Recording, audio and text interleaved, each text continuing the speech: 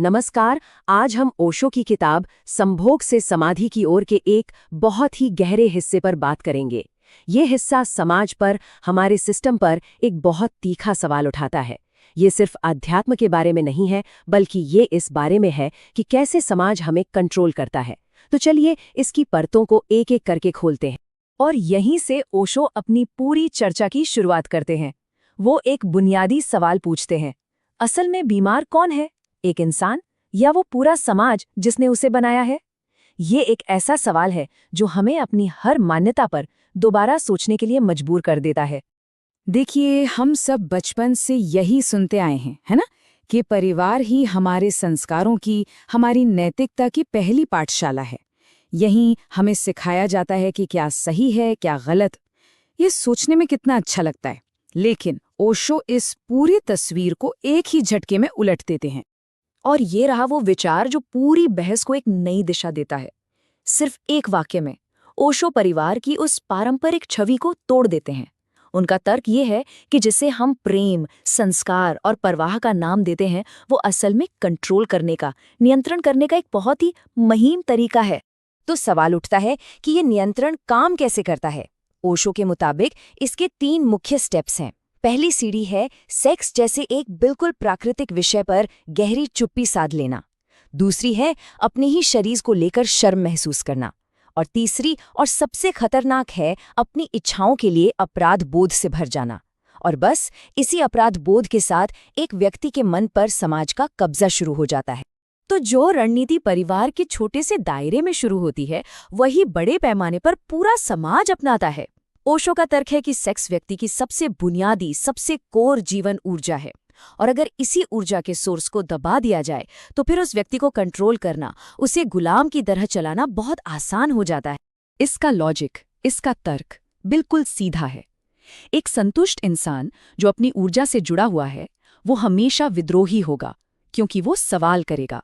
वहीं एक असंतुष्ट, दबा हुआ, कुंठित व्यक्ति हमेशा आज्ञाकारी होगा। और किसी भी सिस्टम को, किसी भी सत्ता को विद्रोहियों की नहीं, बल्कि आज्ञा मानने वालों की ही जरूरत होती है। अब इस पूरे सिस्टम को चलाए रखने के लिए समाज एक बहुत ही चालाक टूल का इस्तेमाल करता है, और वो है नैतिकता। ओशो के मुताबिक जिसे हम कोई सार्वभौमिक सच समझते हैं, वो असल में समाज की सुविधा के लिए बनाए गए नियमों का एक सेट है, और कुछ भी नहीं। और नैतिकता का ये दोहरापन यहाँ कितना साफ दिखाई देता है। एक ही काम, सेक्स, जब घर के अंदर निजी तौर पर हो तो उसे पाप कहा जाता है, लेकिन जब वही काम संतान पैदा करने के लिए हो तो अचानक से पुण्य बन जाता है। इससे साफ पता चलता है कि नैतिकता का सच से कोई लेना देना नहीं, ये तो बस समाज का एक समझौता है अपनी सुविधा के हिसाब से। तो इस नैतिक विरोधाभास और दमन का नतीजा क्या निकलता है? पाखंड और विकृति। देखिए, जब किसी प्राकृतिक ऊर्जा को जबरदस्ती दबाया जाता है तो वो खत्म नहीं होती, वो बस अपना रूप बदल लेती है। वो स्वस्थ तरीके से बहने की बजाय कुंठा और विकृत रास्तों से बाहर निकलती है। नतीजा, समाज बाहर से तो बहुत नैतिक दिखता है, पर अंदर ही अंदर बीमार होता जाता है। और ये जो दमनकारी व्यवस्था है, ये स्त्री और पुरुष दोनों को ही तोड़ती है, लेकिन तरीके अलग अलग हैं। स्त्री को उसके शरीर तक सीमित कर दिया जाता है और उसे अपराध बोध का बोझ दे दिया जाता है। वहीं पुरुष को नैतिकता का एक झूठा पहरेदार बनाकर उसके अहंकार को हवा दी जाती है। और अब जरा सोचिए, जब एक इंसान अपराध बोध से भरा हो और दूसरा अहंकार से, तो क्या उनके बीच कभी सच्चा प्रेम पनप सकता है? नहीं। इसी लैंगिक असंतुलन की वजह से ओशो कहते हैं, हमारे रिश्ते और परिवार की नींव ही खोखली हो जाती है। अपराध बोध यानी गिल्ट इस पूरी संरचना का सबसे जरूरी हिस्सा है। ये कोई मामूली एहसास नहीं, ये एक मनोवैज्ञानिक हथियार है। ये किसी भी इंसान को अंदर से तोड़ देता है। ये उसे ये यकीन दिला देता है कि वो खुद, उसका शरीर और उसकी इच्छाएं, सब कुछ स्वाभाविक रूप से गलत है। और जब एक बार अपराध बोध मन में घर कर लेता है, तो सबसे पहले वो इंसान का आत्मविश्वास तोड़ता है। फिर उसके अंदर विद्रोह करने की, सवाल करने की हिम्मत खत्म हो जाती है, और आखिर में जन्म होता है एक आज्ञाकारी गुलाम का, ठीक वैसा ही इंसान जैसा समाज को चाहिए। तो अंत में ओशो की ये पूरी आलोचना इस एक संघर्ष पर आकर टिक जाती है। एक तरफ है व्यक्ति की स्वाभाविकता, उसकी नैसर्गिकता, और दूसरी तरफ है समाज की बनाई हुई कृत्रिमता, उसके नियम। ये प्राकृतिक इंसान और बनावटी समाज के बीच की एक लड़ाई है। तो समाज हमेशा व्यक्ति की स्वाभाविकता के खिलाफ क्यों खड़ा रहता है? ओशो के शब्दों में, क्योंकि एक जागरूक व्यक्ति, एक अवेयर इंडिविजुअल हमेशा खतरनाक होता है। वो सवाल उठाएगा, वो नियमों को चुनौती देगा, और कोई भी व्यवस्था सवाल करने वालों को पसंद नहीं करती। तो ये पूरी चेन, ये पूरी कड़ी कुछ इस तरह से बनती है। सबसे पहले समाज सेक्स जैसी एक प्राकृतिक ऊर्जा का दमन करता है। ये दमन विकृति को पैदा करता है, और फिर यही विकृति समाज में हिंसा, कुंठा और पाखंड के रूप में फैल जाती है, जिससे आखिर में पूरा का पूरा समाज ही बीमार हो जाता है। और अंत में ये पूरा विश्लेषण हमें इस एक बहुत शक्तिशाली सवाल के साथ छोड़ जाता है कि जब तक समाज दमन की जगह स्वीकृति की संस्कृति नहीं अपनाता, जब तक वो व्यक्ति की स्वाभाविकता का सम्मान करना नहीं सीखता, क्या तब तक सच्चा प्रेम और सच्ची शांति वाकई में कभी संभव हो पाएगी? नमस्कार। एक किताब जिसका नाम लेते ही अक्सर विवाद शुरू हो जाते हैं, लेकिन क्या उस विवाद के पीछे कोई गहरा दर्शन भी छिपा है? आज हम ओशो की उसी चर्चित कृति संभोग से समाधि की ओर का एक विशुद्ध दार्शनिक विश्लेषण करेंगे। चलिए इस गहरी यात्रा को समझने की कोशिश करते हैं। अच्छा, जब भी इस किताब का नाम सामने आता है तो अक्सर लोगों के मन में यही बातें आती हैं। कई लोग इसे बस काम कला पर लिखी एक किताब मान लेते हैं। कुछ को लगता है कि ये भोग विलास को बढ़ावा देती है, और कुछ तो इसे धर्म के बिल्कुल खिलाफ मानते हैं। पर क्या सच में ऐसा है? ये सारी धारणाएं असल में कहानी का सिर्फ एक पहलू है, वो भी ऊपरी। तो सवाल ये उठता है कि अगर ये किताब वो नहीं है जो दिखती है, तो फिर ये है क्या? ये किताब असल में एक बहुत ही बुनियादी, एक बहुत ही मौलिक सवाल पूछती है। एक ऐसा सवाल जो शायद इंसान के होने के साथ ही पैदा हुआ होगा। इस सफर को समझने के लिए हम इन 5 पड़ावों से गुजरेंगे। पहले विवाद से परे इसके असली दर्शन को समझेंगे, फिर ओशो के एक ऊर्जा वाले सूत्र को जानेंगे, उसके बाद काम से प्रेम तक का सफर देखेंगे और जानेंगे कि कैसे ध्यान एक पुल का काम करता है, और आखिर में हम समाधि के मतलब को, यानी परम स्वीकार को समझने की कोशिश करेंगे। तो चलिए पहले पड़ाव से ही शुरू करते हैं। सबसे पहले ये समझना जरूरी है कि इस किताब का मकसद सनसनी फैलाना नहीं, बल्कि एक बहुत गहरे आध्यात्मिक सवाल की तह तक जाना है। देखिए, ये कोई गाइडबुक या मैनुअल नहीं है। ये एक फंडामेंटल स्पिरिचुअल फिलॉसफी है। ये जीवन की ऊर्जा को देखने का एक बिल्कुल नया नजरिया देती है, जो हमारी पारंपरिक सोच से काफी अलग है। और यही वो एक सवाल है जिस पर यह पूरी किताब टिकी हुई है कि आखिर इंसान की सबसे बुनियादी, सबसे असली ऊर्जा कौन सी है, और उस ऊर्जा की सबसे ऊंची संभावना क्या हो सकती है, वो अपनी पीक तक, अपने परम अवस्था तक कैसे पहुंच सकती है। ये एक सवाल ही इस पूरे दर्शन की नींव है। अब आते हैं दूसरे और शायद सबसे जरूरी पड़ाव पर, जो इस पूरे दर्शन का दिर है। ये है ओशो का केंद्रीय सूत्र, एक ही ऊर्जा का सिद्धांत। बस इतनी सी बात। ओशो का कहना है कि एनर्जी एक ही है। वही ऊर्जा काम वासना में दिखती है, वही प्रेम में झलकती है, और वही ध्यान और समाधि तक पहुंचती है। बिल्कुल वैसे ही जैसे पानी एक ही तत्व है, लेकिन वही बर्फ भी बनता है और भाप भी। रूप बदल जाते हैं पर असलियत नहीं। तो ओशो इसी एक ऊर्जा के ट्रांसफॉर्म होने की, उसके बदलने की एक पूरी यात्रा दिखाते हैं। ये यात्रा शुरू होती है काम से, जो ऊर्जा का सबसे कच्चा, सबसे नेचुरल फॉर्म है। फिर ये रिफाइन होके प्रेम बनती है, ध्यान के जरिए और ऊपर उठती है, और आखिर में समाधि में जाकर अपनी मंजिल पाती है। ये अलग अलग मंजिलें नहीं, बल्कि एक ही सीढ़ी के अलग अलग पायदान हैं। तो चलिए इस यात्रा के पहले 2 कदमों को, काम और प्रेम को जरा और गहराई से टटोलते हैं। यहाँ ओशो काम को एक बिल्कुल नई परिभाषा देते हैं और समझाते हैं कि कैसे यही ऊर्जा प्रेम में ढल जाती है। यहाँ एक बहुत दिलचस्प तुलना देखने को मिलती है। हमारी पारंपरिक सोच अक्सर काम को एक पाप की तरह देखती है और शरीर को स्पिरिचुअलिटी के रास्ते में एक रुकावट मानती है। लेकिन ओशो का दर्शन ठीक इसके उलट है। वो कहते हैं कि काम जीवन की क्रिएटिव एनर्जी है, वही शक्ति जो एक बीज को पेड़ बनाती है, और ये शरीर कोई बाधा नहीं, बल्कि अस्तित्व की ऊर्जा का मंदिर है। तो इस एनर्जी से निपटने के बस 2 ही रास्ते हो सकते हैं। एक है दमन का, यानी सप्रेशन का, उसे दबा दो, कुचल दो, छिपा दो। और दूसरा है रूपांतरण का, यानी ट्रांसफॉर्मेशन का। उसे स्वीकार करो और उसकी दिशा बदल दो, उसे ऊंचा उठा दो। ज्यादातर धर्मों ने पहले रास्ते यानी दमन को चुना, जबकि ओशो दूसरे रास्ते रूपांतरण की बात करते हैं। और यहीं पर ओशो एक बहुत गहरा मनोवैज्ञानिक सच सामने रखते हैं। जिसे तुम दबाते हो वही तुम्हें नियंत्रित करने लगता है। मतलब जिस एनर्जी को दबाया जाएगा वो खत्म नहीं होगी, बल्कि और ज्यादा विकृत होकर और ज्यादा ताकतवर होकर हम पर ही हावी हो जाएगी। दबा हुआ गुस्सा हिंसा बन जाता है और दबी हुई काम ऊर्जा पुंठ। तो फिर प्रेम क्या है? ओशो के मुताबिक प्रेम कोई नैतिक गुण नहीं है जिसे ओढ़ना पड़े, बल्कि जब काम की ऊर्जा से डर, अपराधबोध और अहंकार ये तीनों चीजें हट जाती हैं तो जो शुद्ध ऊर्जा बचती है वही प्रेम है। ये एक नेचुरल ट्रांसफॉर्मेशन है, कोई जबरदस्ती नहीं। लेकिन सवाल अब भी वही है कि ये रूपांतरण, ये बदलाव आखिर होगा कैसे? काम की ऊर्जा प्रेम और उससे भी आगे कैसे जाएगी? इसी सवाल के जवाब में ओशो ध्यान को एक पुल की तरह, एक ब्रिज की तरह सामने रखते हैं। और ये एक बहुत ही क्रांतिकारी विचार है। ओशो कहते हैं कि संभोग के चरम क्षण में एक पल के लिए इंसान विचार शून्य हो जाता है। वहां कोई सोच नहीं होती, समय जैसे रुक जाता है। ध्यान क्या है? बस उसी अनुभव को होशपूर्वक पूरी चेतना के साथ जीने की कला है। संभोग एक क्षणिक झलक देता है, ध्यान उसी झलक को एक स्थायी अवस्था बनाने की प्रक्रिया है। देखिए, इन दोनों अनुभवों में कितनी गहरी समानता है। दोनों में ही मन एकदम शांत यानी विचार शून्य हो जाता है, समय का एहसास गायब हो जाता है और मैं का भाव यानी अहंकार वो भी नहीं रहता। फर्क बस इतना है कि एक अनजाने में घट जाता है और दूसरा पूरी जागरूकता के साथ साधा जाता है।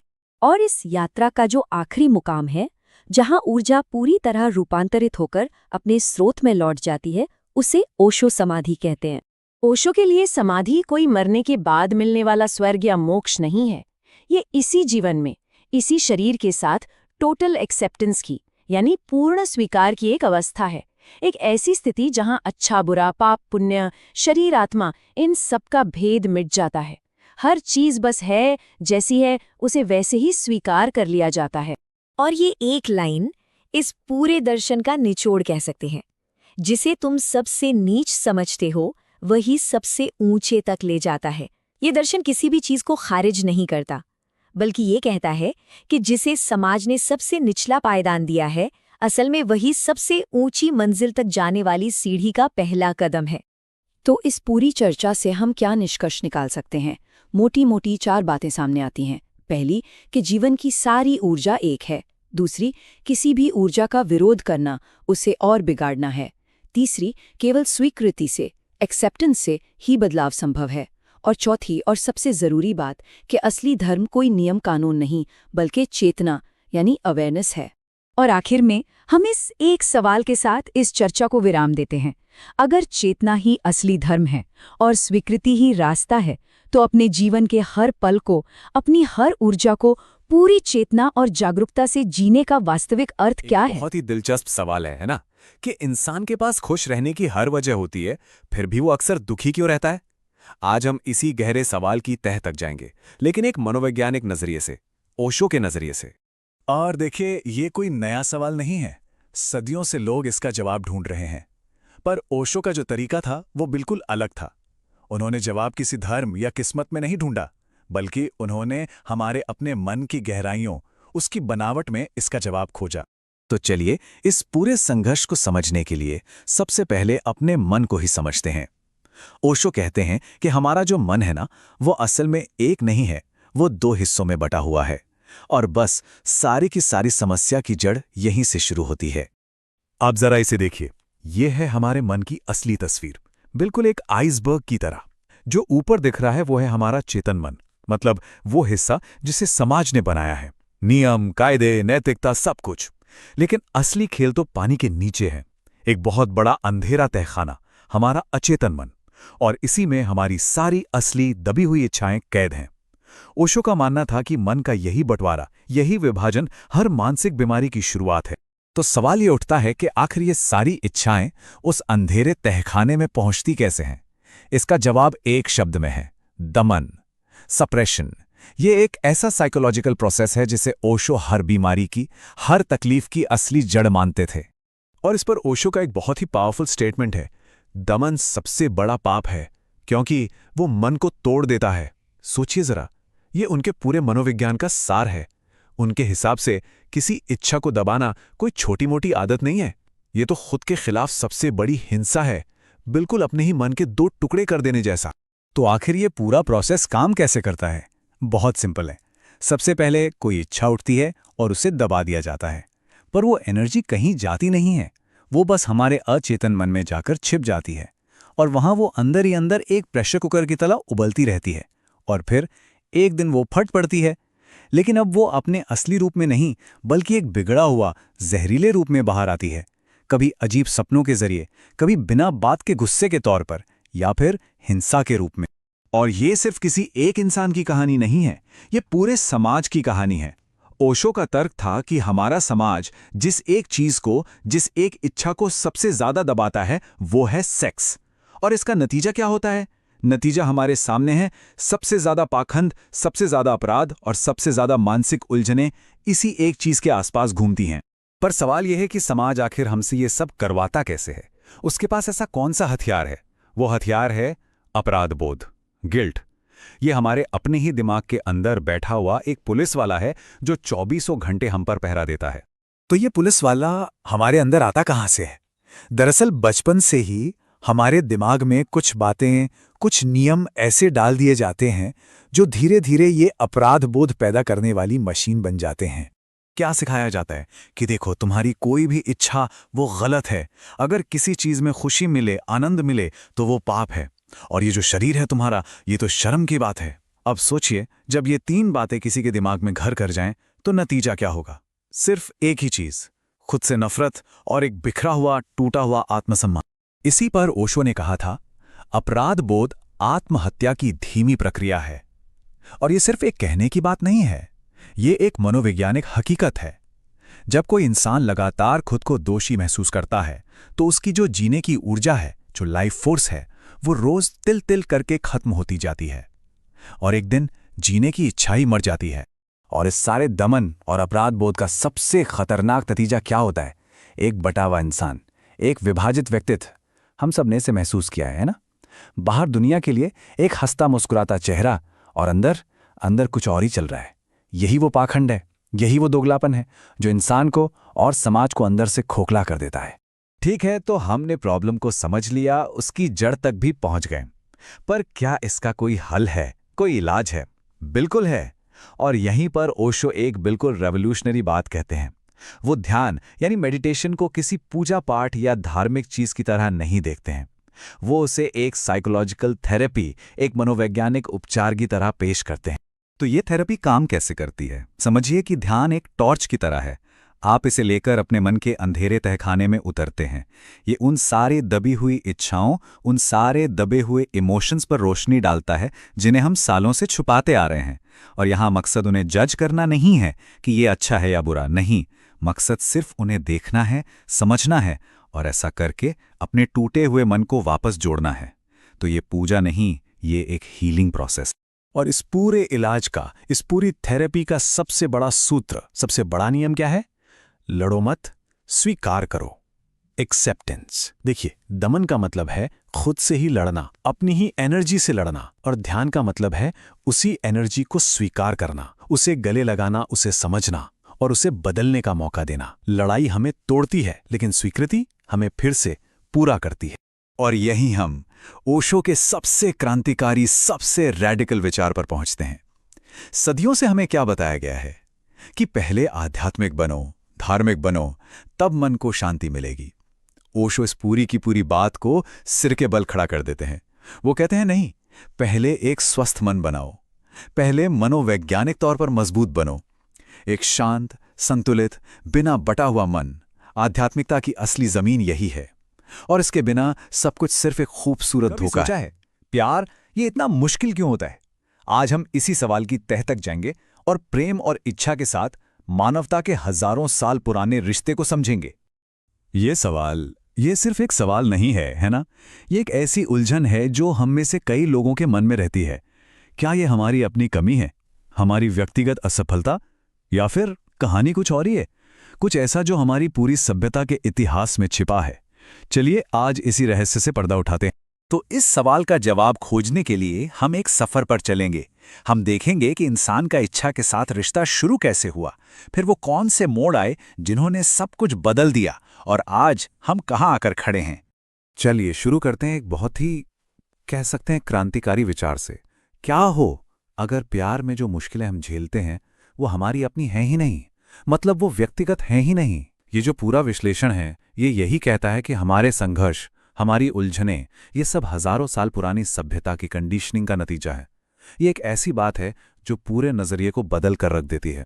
तो इसके लिए हमें एकदम शुरुआत में जाना होगा, बिल्कुल वहीं जहां से इंसान की कहानी शुरू हुई थी। जब मानवता ने पहली बार आंखें खोलीं, तब शरीर और इच्छा के साथ उसका रिश्ता कैसा था? क्या यह हमेशा से ही इतना उलझा हुआ था जितना आज लगता है? पुराने आदिम समाजों में शरीर और कामुकता को लेकर एक गजब की सहजता थी। शरीर कोई पाप या शर्म की चीज नहीं थी, बल्कि उसे पूजा जाता था, उसे सम्मान दिया जाता था। और सोचिए, जब कोई दमन ही नहीं था तो कोई संघर्ष भी नहीं था, सब कुछ एकदम प्राकृतिक था, जीवन का एक स्वीकृत हिस्सा। तो फिर ये सब बदला कब? वो कौन सा मोड़ था इतिहास में जहां ये सहजता खो गई? जवाब है कृषि क्रांति। ये सिर्फ खेती की शुरुआत नहीं थी, इसने हमारे जीने का तरीका तो बदला ही, लेकिन साथ ही साथ प्रेम और सेक्स के साथ हमारे रिश्ते को जड़ से हिला कर रख दिया। कृषि क्रांति के बाद देखिए सब कुछ बदल गया। जहां पहले सहजता थी, अब वहां कंट्रोल यानी नियंत्रण की जरूरत आन पड़ी। क्यों? क्योंकि अब लोगों के पास अपनी जमीन थी, अपनी संपत्ति थी, और जैसे ही मेरी संपत्ति का विचार आया, वैसे ही नैतिकता और नियमों का जन्म हुआ। अब यह जरूरी हो गया कि वंश का पता हो कि संपत्ति किसके पास जाएगी, और यहीं से मानव यौन व्यवहार को कंट्रोल करने का एक नया दौर शुरू हुआ। और ये लाइन इस पूरी बात का सार है। जहां संपत्ति है वहां नैतिकता अनिवार्य हो जाती है। इसे समझना बहुत जरूरी है। अपनी विरासत, अपनी प्रॉपर्टी को आगे बढ़ाने की जरूरत ने ऐसे नियम कानूनों को जन्म दिया जिनका एक ही मकसद था, यौनिकता को कंट्रोल करना, और खासतौर पर स्त्री की यौनिकता को। और बस यहीं से दमन के एक बहुत लंबे युग की शुरुआत होती है। और ये सिर्फ किसी एक जगह पर नहीं हुआ, नहीं, ये ग्लोबल ट्रेंड बन गया जो सदियों तक अलग अलग सभ्यताओं और धर्मों में फैलता गया और मजबूत होता गया। लेकिन यहां एक दिलचस्प बात है, हमेशा ऐसा नहीं था। दमन ही इकलौता रास्ता नहीं था। जैसे प्राचीन भारत में एक दौर था जब कामुकता को पाप नहीं बल्कि ईश्वर तक पहुंचने का एक रास्ता माना जाता था। कामसूत्र और तंत्र जैसे ग्रंथ इसी सोच का सबूत हैं। वो बताते हैं कि संभोग भी एक तरह का ध्यान, एक साधना हो सकता है। मगर वक्त के साथ साथ ये सोच बदलने लगी। जो तपस्वी परंपराएं थीं वो कठोर होती गईं। शरीर को आध्यात्मिक रास्ते की एक रुकावट की तरह देखा जाने लगा। और फिर आया मध्यकाल, जहां दुनिया के बड़े बड़े धर्मों ने, चाहे वो ब्राह्मणवाद हो, इस्लाम हो या ईसाई धर्म, सबने इस दमन को और तेज कर दिया। शरीर को दुश्मन और सेक्स को पाप बना दिया गया। खासकर ईसाई नैतिकता ने तो सेक्स को ओरिजिनल सिन यानी मूल पाप ही कह दिया, जिसका असर पश्चिमी दुनिया पर आज तक दिखता है। मध्यकाल मनुष्य के शरीर का अंधकार युग है। ये लाइन अपने आप में बहुत कुछ कहती है। ये सच में एक डार्क एज था, एक ऐसा दौर जहां इंसान अपने ही शरीर को शक, डर और शर्म की नजर से देखने लगा था। और इस दमन का असर वो आज भी महसूस किया जाता है। एक और दमदार लाइन है, पश्चिम का सारा तनाव दबे हुए सेक्स का परिणाम है। इस विश्लेषण के मुताबिक पश्चिमी समाज में जो इतनी सारी मानसिक और मनोवैज्ञानिक परेशानियां हैं, जो एंग्जाइटी है, जो हिंसा है, उसकी जड़ें कहीं ना कहीं सेक्स के इसी सदियों पुराने दमन में हैं। अब देखिए, कामुकता के इस दमन का एक और बहुत सीधा और दुखद नतीजा हुआ, और वो था स्त्री की स्थिति में गिरावट। समाज मातृसत्ता से पितृसत्ता की तरफ चला गया। जो स्त्री कभी देवी की तरह पूजी जाती थी, वो अब एक दासी या किसी की संपत्ति बन गई। जहां पहले शक्ति थी, वहां अब सिर्फ शर्म रह गई। स्त्री का पतन काम के पतन के साथ जुड़ा है। इन दोनों को आप अलग करके देख ही नहीं सकते। तर्क एकदम साफ है। जिन समाजों में सेक्स को दबाया जाता है, वहां औरतों को भी दबाया जाता है। इन दोनों की नियति एक दूसरे से जुड़ी हुई हैं। अच्छा, तो अब आते हैं आज के दौर में, मॉडर्न जमाने में। हम सबको लगता है कि अब हम आजाद हो गए हैं, है ना, कि हमने वो पुरानी जंजीरें तोड़ दी हैं। लेकिन क्या वाकई ऐसा है? अगर ऊपर ऊपर से देखें तो बिल्कुल ऐसा ही लगता है। सेक्सुअल रेवोल्यूशन हुआ, गर्भ निरोधक आसानी से मिलने लगे, सेक्स जैसे विषयों पर अब खुली चर्चा होती है। ये सब देखकर तो यही लगता है कि हाँ, हम आगे बढ़ गए हैं।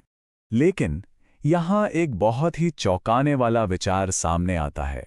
स्वतंत्रता नहीं आई, केवल प्रतिक्रिया आई है। इसका मतलब क्या है? इसका मतलब ये कि जिसे हम आज़ादी समझ रहे हैं वो असल में आज़ादी है ही नहीं। वो तो बस सदियों के दमन के खिलाफ एक रिएक्शन है, एक विद्रोह। जैसे कोई पेंडुलम एक किनारे से सीधा दूसरे किनारे पर चला गया हो। तो एक रिएक्शन और सच्ची आज़ादी में फ़र्क क्या है? फ़र्क है जागरूकता का। एक रिएक्शन अंधा होता है, वो बस जो पुराना है उसके खिलाफ होता है। लेकिन सच्ची आज़ादी वो गहरी समझ से आती है, स्वीकृति से आती है, एक सचेत चुनाव से आती है। इसका मकसद सिर्फ नियम तोड़ना नहीं, बल्कि ये समझना होता है कि एक स्वस्थ, बैलेंस जीवन असल में होता कैसा है। तो ये सब हमें कहाँ लाकर खड़ा करता है? इस पूरे ऐतिहासिक सफर से हम क्या समझ सकते हैं? इसका जवाब छिपा है हमारी अपनी सभ्यता की विरासत में, उस इनहेरिटेंस में जो हमें मिला है। इस पूरे विश्लेषण का जो निचोड़ है वो यही है।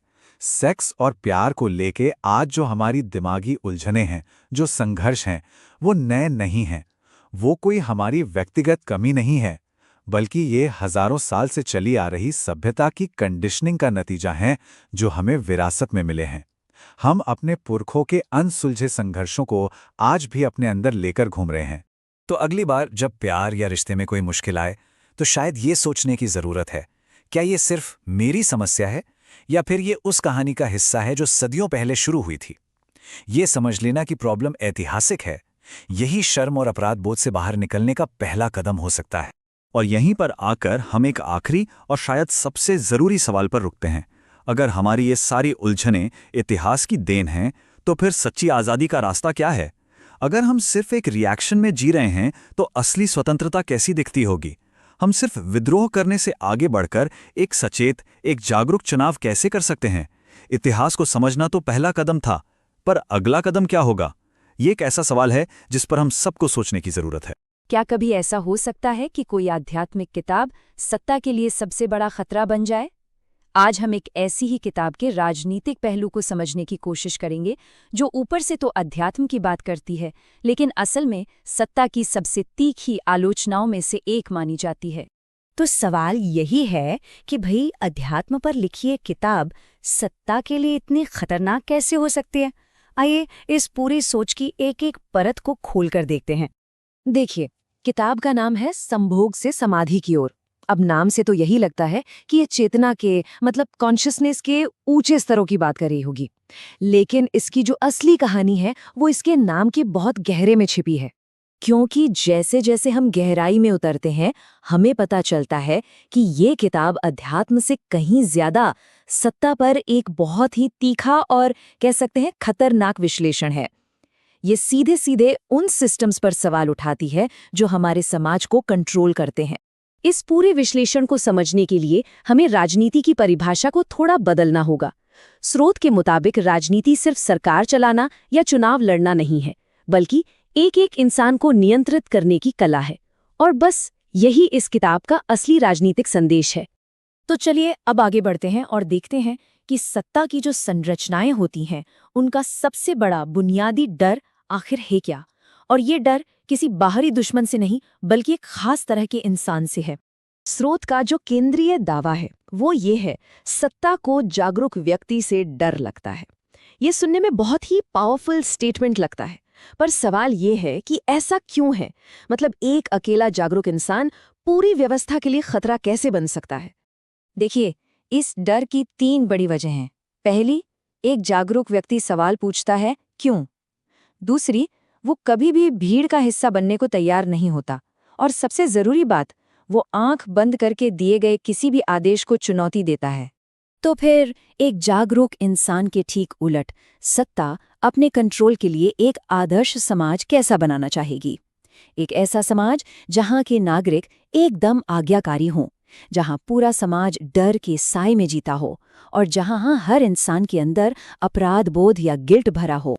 और यहीं पर इस पूरे विश्लेषण का सबसे विवादास्पद और सबसे अहम विचार सामने आता है। ये विचार हमारी इच्छाओं, उनके दमन और सत्ता के बीच के गहरे रिश्ते को उजागर करता है। यहाँ एक बहुत ही गहरा राजनीतिक विचार सामने आता है। जिस समाज में सेक्स को दबाया जाता है, वहाँ सत्ता सुरक्षित रहती है। यह बयान एक इंसान के दमन को सीधे सीधे राजनीतिक नियंत्रण से जोड़ देता है। इसके पीछे का तर्क बहुत ही सीधा है। एक दबा हुआ इंसान कमजोर होता है और एक कमजोर इंसान कभी विद्रोह नहीं करता। हाँ, हो सकता है कि वो कुंठित हो, हिंसक हो जाए, लेकिन वो कभी क्रांतिकारी नहीं बन सकता, क्योंकि क्रांति के लिए एक अलग ही तरह की ऊर्जा और सोच की स्पष्टता चाहिए होती है।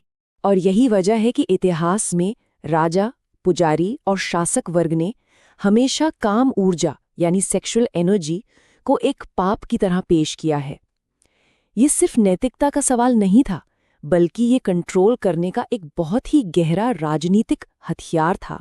अब ये जो नियंत्रण है, ये सिर्फ एक तरीके से नहीं होता। समाज की जो बड़ी बड़ी संस्थाएं हैं, वो सत्ता के इन स्तंभों की तरह काम करती हैं। और मजे की बात ये है कि वो सब मिलकर काम करती हैं। स्रोत में कहा गया है कि राजा और पंडित हमेशा से साझेदार रहे हैं। धर्म पाप का आइडिया देता है, स्वर्ग नरक का डर पैदा करता है, जो इंसान को अंदर से बांध देता है। वहीं दूसरी तरफ राजनीति कानून बनाती है, सजा देती है, जो इंसान को बाहर से बांधती है। ये अंदर और बाहर से कंट्रोल करने का एक परफेक्ट गठबंधन है। इस नजरिए से देखें तो सत्ता के लिए नैतिकता कोई मूल्य, कोई वैल्यू नहीं है, बल्कि वो कंट्रोल करने का एक औजार है। एक ऐसी टेक्नोलॉजी जिससे लोगों को बिना बल का इस्तेमाल किए ही कंट्रोल किया जा सके। तो सत्ता की नज़र में एक आदर्श नागरिक कौन होता है? वो जो कभी कोई सवाल ना करे, जो अपने साथ हो रहे अन्याय को भी अपना कर्तव्य या धर्म मानकर चुपचाप स्वीकार कर ले। सत्ता के लिए इससे ज्यादा सुरक्षित स्थिति और कोई नहीं हो सकती। तो सवाल ये उठता है कि ये जो दमित ऊर्जा है, ये जो सप्रेस्ड एनर्जी है, ये आखिर जाती कहाँ है? इसे बड़ी चालाकी से युद्ध, हिंसा और आक्रामक राष्ट्रवाद की तरफ मोड़ दिया जाता है। ऐसे रास्ते जिनका इस्तेमाल राज्य अपने फायदे के लिए आसानी से कर सकता है। विश्लेषण बहुत ही सीधा और साफ है। दबा हुआ सेक्स युद्ध में बदल जाता है। इतिहास को देखें तो पता चलता है कि जो समाज जितने ज्यादा नैतिकवादी और दमित रहे हैं, उन्होंने उतने ही ज्यादा युद्ध भी लड़े हैं, क्योंकि उस कुंठित ऊर्जा को बाहर निकलने के लिए कोई ना कोई रास्ता तो चाहिए ही। राष्ट्रवाद भी इसी राजनीतिक मनोविज्ञान का एक अहम हिस्सा बन जाता है। राष्ट्र एक तरह का सामूहिक अहंकार है, जहां एक व्यक्ति की अपनी पहचान गौण हो जाती है, मतलब सेकेंडरी हो जाती है। एक दमित इंसान जिससे अपनी कोई पहचान नहीं मिलती, वो राष्ट्र में अपनी पहचान खोजने लगता है और झंडे में अपना आत्मसम्मान ढूंढता है। तो अगर ये पारंपरिक क्रांतियां काम नहीं करती, तो फिर असली समाधान क्या है? ये विश्लेषण शासकों को बदलने से कहीं ज्यादा गहरी बात करता है। यहाँ पे दो शब्दों का अंतर समझना बहुत जरूरी है। एक है क्रांति और दूसरा है रूपांतरण। क्रांति क्या करती है? वो बाहरी शासकों को बदल देती है, लेकिन सत्ता का जो ढांचा है वो वैसा का वैसा ही रहता है। जबकि रूपांतरण इंसान को अंदर से बदलता है, जिससे सत्ता का पूरा स्वभाव ही बदल जाता है।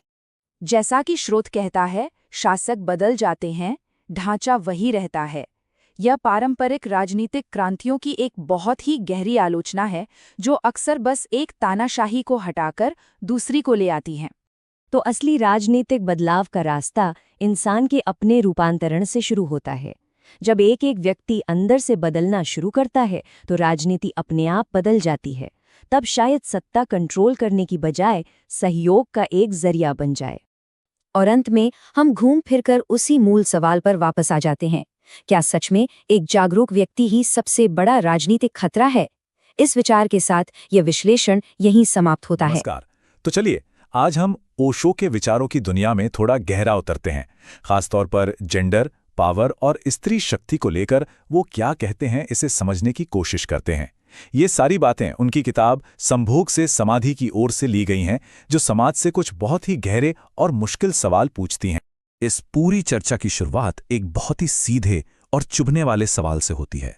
ओशो पूछते हैं, अच्छा, अगर समाज ये मानता है कि काम यानी सेक्स एक पाप है, तो इसका सारा का सारा दोष हमेशा स्त्री के सिर पर ही क्यों डाल दिया गया?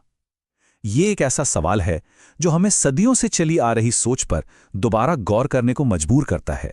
और ओशो इसका जवाब भी बिल्कुल साफ साफ देते हैं। वो कहते हैं, समस्या किसी एक स्त्री या पुरुष में नहीं है, बल्कि असली समस्या उस कल्चर में है, उस संस्कृति में है जिसे पुरुषों ने अपने फायदे के लिए बनाया है। मतलब ये कोई पर्सनल प्रॉब्लम नहीं, बल्कि एक सिस्टमिक प्रॉब्लम है। तो चलिए इसी पुरुष प्रधान संस्कृति, जिसे हम पितृसत्ता या पेट्रियार्की भी कहते हैं, इसकी समस्या को थोड़ा और करीब से समझते हैं। ओशो के मुताबिक ये सिर्फ समाज का एक ढांचा नहीं है, बल्कि ये लोगों के दिमाग पर एक बहुत गहरी मनोवैज्ञानिक पकड़ है। अब देखिए, यहाँ एक बहुत ही दिलचस्प साइकोलॉजिकल ट्रिक उजागर होती है। ओशो का तर्क है कि पुरुष ने अपनी ही काम वासना की जिम्मेदारी लेने के बजाय सारा इल्जाम स्त्री पर डाल दिया। उसे अपनी वासना की वजह बताकर पुरुष खुद को बड़े आराम से नैतिक रूप से सही और पाक साफ साबित कर लेता है। और इस सोच का नतीजा क्या होता है? समाज में दो पक्के रोल बन जाते हैं। स्त्री को एक प्रलोभन यानी बहकाने वाली शक्ति की तरह देखा जाने लगता है, और पुरुष खुद को नैतिक प्रहरी यानी मॉरल गार्डियन की भूमिका में रख लेता है। और यही असंतुलन पूरे समाज के ताने बाने को बिगाड़कर रख देता है। इस असंतुलन का सबसे दुखद नतीजा क्या होता है? ओशो के शब्दों में, जहां स्त्री मौन है वहां प्रेम असंभव है। मतलब जहां औरत को चुप करा दिया गया है, जहां उसकी आवाज, उसकी इच्छाओं को कोई जगह ही नहीं दी गई है, वहां सच्चा प्यार कभी पनप ही नहीं सकता। वहां रिश्ते हो सकते हैं, जिम्मेदारियां हो सकती हैं, पर प्रेम नहीं। अब जरा ये देखते हैं कि ये जो मानसिकता है, ये हमारी सामाजिक संस्थाओं जैसे कि शादी और मातृत्व को कैसे कंट्रोल करती है और उन्हें अपने हिसाब से एक खास शक्ल देती है। ओशो शादी जैसी संस्था पर एक बहुत तीखा सवाल खड़ा करते हैं। उनका मानना है कि असल में शादी ने स्त्री को सुरक्षा नहीं दी, बल्कि उसे किसी की संपत्ति, किसी की मिल्कियत बना दिया है। ये सुरक्षा के नाम पर एक तरह का मालिकाना हक है, जहां उसका मालिक कोई और बन जाता है। तो इस पूरी सिस्टम में होता क्या है? एक स्त्री की सेक्सुअलिटी को कंट्रोल किया जाता है, उसकी आज़ादी को हद में बांध दिया जाता है, और उसका पूरा का पूरा अस्तित्व बस एक रोल यानी पत्नी की भूमिका बनकर सिमट जाता है। उसकी अपनी जो पहचान है वो कहीं पीछे छूट जाती है। और समाज एक और चालाकी करता है। वो स्त्री के एक रूप की तो खूब तारीफ करता है, उसे महान बताता है, और दूसरे रूप को पाप कह देता है। मां बनने को महानता का दर्जा दे दिया जाता है, लेकिन एक प्रेमिका होने को या अपनी कामुकता को खुलकर जीने को एक पाप की तरह देखा जाता है। और इसी पर ओशो कहते हैं कि जब हम एक स्त्री को सिर्फ और सिर्फ माँ की भूमिका में बांध देते हैं, तो हम असल में उसकी आधी शख्सियत की हत्या कर रहे होते हैं। हम उसे एक पूरा इंसान होने का हक ही नहीं दे रहे होते। लेकिन कहानी सिर्फ यहीं खत्म नहीं होती। ओशो का विश्लेषण केवल स्त्री तक ही नहीं रुकता। अब हम उस पहलू पर आते हैं जहां यह पता चलता है कि यही सिस्टम पुरुषों को भी कैसे अपना शिकार बनाता है। जेंडर का ये जो असंतुलन है ना, ये कोई एक तरफा नुकसान नहीं करता। ये जितना स्त्री को चोट पहुंचाता है, उतना ही ये पुरुष की आत्मा को भी अंदर से खोखला कर देता है। हाँ, पुरुष भी आजाद नहीं है, वो भी समाज की दी हुई अपनी भूमिका का कैदी है। उसे भी एक पिंजरे में बंद कर दिया गया है। बस फर्क इतना है कि उस पिंजरे का आकार और रंग शायद थोड़ा अलग है। पुरुषों से समाज क्या उम्मीद करता है? यही ना कि वो कठोर बने, सख्त दिखें। उन्हें अपनी संवेदनाओं से, अपनी भावनाओं से दूर रहने के लिए कहा जाता है। उन्हें हमेशा कंट्रोलर की भूमिका निभानी पड़ती है, और इस पूरी प्रक्रिया में वो अपनी इंसानियत का एक बहुत बड़ा और खूबसूरत हिस्सा खो देते हैं। तो फिर इस कैद से, इस जेल से बाहर निकलने का रास्ता क्या है? चलिए अब उस वैकल्पिक नजरिए की ओर बढ़ते हैं जिसे ओशो एक समाधान की तरह हमारे सामने रखते हैं। यहां ओशो तंत्र की प्राचीन भारतीय परंपरा का जिक्र करते हैं। तंत्र एक ऐसा आध्यात्मिक रास्ता है जो स्त्री तत्व को शक्ति के रूप में पूजता है और कामुकता को पाप नहीं बल्कि पवित्र और एक दिव्य ऊर्जा का स्रोत मानता है। अब देखिए, पितृसत्ता और तंत्र के नजरिए में जमीन आसमान का फर्क है। तंत्र में स्त्री शक्ति है, एनर्जी है, और पुरुष शिव है, यानी चेतना। यहां स्त्री पूजनीय है और पुरुष उस शक्ति को जानने वाला एक साधक है, यानी भूमिकाएं पूरी तरह से पलट जाती है। तो इस पूरी चर्चा का निचोड़ क्या है? क्या मुख्य बातें हम समझ सकते हैं? पहली, कि स्त्री का दमन कामुकता के दमन से जुड़ा हुआ है। दूसरी, ये जो पितृसत्ता है ये कोई प्राकृतिक व्यवस्था नहीं बल्कि डर से पैदा हुआ एक मनोवैज्ञानिक सिस्टम है। तीसरी, कि सच्चा प्यार सिर्फ बराबरी के रिश्ते में ही मुमकिन है। और आखिरी बात, जेंडर की मुक्ति सिर्फ स्त्रियों के लिए नहीं बल्कि पुरुषों के लिए भी उतनी ही जरूरी है। और अंत में ओशो का सबसे शक्तिशाली विचार, स्त्री की मुक्ति मानवता की मुक्ति है। यानी जब तक स्त्री आज़ाद नहीं होती तब तक पूरी इंसानियत भी सही मायनों में आज़ाद नहीं हो सकती। ये एक ऐसा विचार है जो हमें ये सोचने पर मजबूर करता है कि असली आज़ादी का मतलब आखिर है हम क्या। सब अपनी संस्कृति पर गर्व करते हैं, है ना? ये हमारी पहचान है, हमारी जड़ें हैं। पर जरा सोचिए, क्या हो अगर मैं कहूं कि यही संस्कृति असल में एक पिंजरा है, एक ऐसा पिंजरा जो दिखाई नहीं देता पर हमें कैद रखता है। ये सुनने में थोड़ा चौंकाने वाला है, पर आज हम ओशो की नज़रों से इसी पिंजरे को, इसकी सलाखों को देखने की कोशिश करेंगे। और ओशो का ये सवाल कोई फिलॉसफिकल डिबेट नहीं है। नहीं, ये तो सीधा हमारे दिल पर, हमारी जिंदगी पर एक चोट है। जरा सोचिए, जो हमारे रीति रिवाज हैं वो हमें आज़ाद महसूस कराते हैं या फिर एक खास तरीके से जीने पर मजबूर करते हैं? ये सवाल इतना गहरा है कि हमारी परवरिश से लेकर हमारे अंदर बैठे गहरे विश्वासों तक हर चीज को हिलाकर रख देता है। तो चलिए इस बात की जड़ तक पहुंचते हैं। ओशो का कहना है कि कोई भी इंसान बुरा पैदा नहीं होता।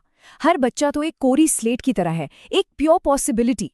तो फिर समाज में जो इतनी नफरत है, हिंसा है, ये दोगलापन है, ये सब आता कहाँ से है? ओशो का जवाब बिल्कुल सीधा है। वो कहते हैं ये सब हमारी संस्कृति का पिलाया हुआ जहर है। ये बहुत बड़ा इल्जाम है जो सारा का सारा ठीकरा समाज और उसकी सिखाई बातों पर फोड़ देता है। तो जब ओशो संस्कृति की बात करते हैं तो वो तीज त्योहार या पहनावे की बात नहीं कर रहे हैं। उसे भूल जाइए। उनके लिए संस्कृति एक ऑपरेटिंग सिस्टम की तरह है, एक ऐसा सॉफ्टवेयर जो हमारे दिमाग में इंस्टॉल कर दिया गया है, एक ऐसा कोड जो चुपचाप बिना हमें पता चले ये तय करता है कि हमें क्या सोचना है, क्या महसूस करना है और जिंदगी को गले लगाना है या उससे डर कर जीना है। तो सवाल उठता है, इस बीमार संस्कृति की जड़ क्या है? ओशो के मुताबिक इसका पहला और सबसे बड़ा सिम्टम है शरीर से नफरत। लगभग हर सभ्यता, हर धर्म ने हमें एक ही बात सिखाई है कि हमारा अपना शरीर हमारा दुश्मन है। खुद सोचिए, बचपन से हमें क्या सिखाया गया है? यही ना कि शरीर एक शर्म की चीज है, इसे छिपा कर रखो। हमारी जो नेचुरल इंस्टिंक्ट्स हैं उन्हें कंट्रोल करना सिखाया जाता है।